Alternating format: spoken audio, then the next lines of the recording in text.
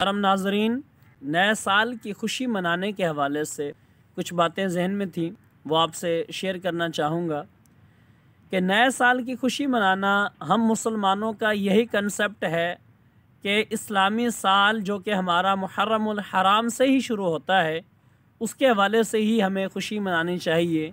हम ये समझते हैं कि शायद ये अंग्रेज़ी जो साल है इसकी खुशी मना ही नहीं सकते। इसकी खुशी मनाना कुछ लोग ये समझते हैं कि ये बिदअत है, ये गुनाह का काम है क्योंकि ये अंग्रेज़ी साल है। खुशी मनाने के दो तरीके होते हैं, एक होता है कौली इजहार और एक होता है फ़िअली इजहार।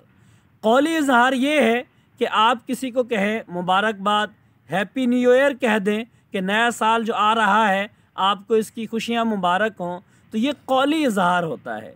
इसके हवाले से अल्लामा जलालुद्दीन सयूती शाफ़ी रहमतुल्लाह ताला अलैह की एक किताब है वसूलुल अमानी भी उसूल तहानी, कि आपसे ये सवाल हुआ कि कुछ लोगों ने ईद और साल और महीने के मौके पर एक दूसरे को मुबारकबाद देने की आदत सी बना ली है, क्या ये सुन्नत से साबित है?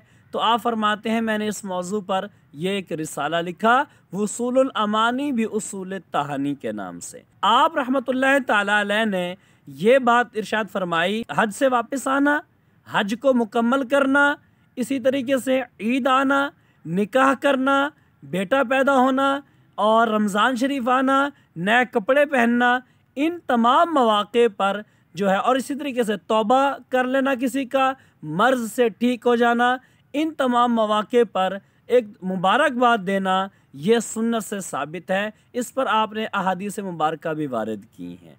और आखिर में आप फरमाते हैं कि शेख ज़कीउद्दीन के फ़वाइद से ये मनकूल है कि हाफिज़ अबुल हसन मुक़द्दसी, इनसे ये सवाल हुआ, लोग जो है वो महीने और साल के आखिर में एक दूसरे को मुबारकबाद देते हैं, क्या ये सुन्नत है या बिदअत है?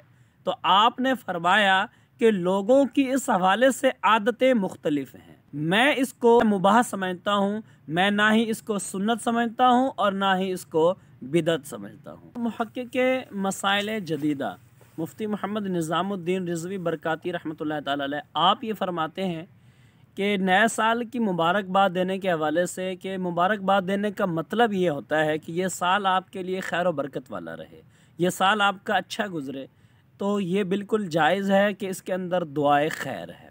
लेकिन अगर कोई शख्स यूँ इस नीयत से अंग्रेज़ी साल और अंग्रेज़ी महीने की ताज़ीम की नीयत से अगर ये कहे किसी को हैप्पी न्यू ईयर, तो ये मकरूह है, ये दुरुस्त नहीं है। इसके अलावा लेकिन आप फरमाते हैं लेकिन मुसलमान की ये नीयत नहीं हो सकती कि मुसलमान हो और वो अंग्रेज़ों की ताज़ीम की नीयत से ये अल्फाज कहे, तो हरगिज़ उसकी ये नीयत नहीं हो सकती। इसलिए मुसलमान का अंग्रेज़ी साल के मौके पर भी किसी को हैप्पी न्यू ईयर कहना या नए साल की खुशी के हवाले से मुबारकबाद देना ये बिल्कुल जायज़ है। तो मोहतरम नाज़रीन, इन सब अक़वाल और इबारात से हमें ये समझ में आया कि नए साल चाहे वो इस्लामी हो चाहे वो अंग्रेज़ी साल हो, इनकी आमद पर एक दूसरे को मुबारकबाद देना, इनकी खुशी मनाना ये बिल्कुल जायज़ है।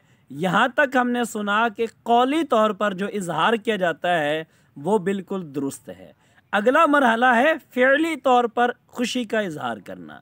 मैं और आप ये देखते हैं कि हमारे यहाँ न्यू ईयर नाइट्स किस तरीके से मनाई जाती हैं, हमारे यहाँ साल की एंडिंग किस तरह की जाती है, ये जो आखिरी रात होती है इसके अंदर हमारे नौजवान किस अंदाज में खुशी मना रहे होते हैं, ये खुशी का बिल्कुल गलत तरीका है खुशी मनाने का। हमने अगर खुशी मनानी है तो खुशी इस अंदाज में मनाएं कि जिससे हमारा रब राज़ी हो।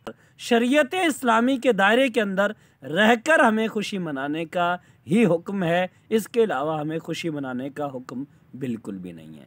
अब सोचना मैंने और आपने ये है कि ये 2020 जो कि गमों का साल कहलाया, कि इसके अंदर कई उलमा बड़े बड़े फ़ुक़हा की अमवात हुई, ये साल आमुल हुज़्न कहलाया, गम का साल कहलाया। इसके अंदर इस साल के अंदर कोरोना जैसी बहुत बड़ी मुसीबत हमें लपेट में लिए रही ये मुसीबत, तो हम इस साल की एंडिंग इस तरह करनी है कि हमने अल्लाह को राज़ी करना है, हमने रब को राज़ी करना है। अगर पूरी रात आपने जागना है तो नवाफिल पढ़िए, दुरूद की कसरत कीजिए, नेक काम कीजिए। गलत काम करके, रब राज करने वाले काम करके अगर हमने साल का एंड करना है तो ये बहुत गलत है।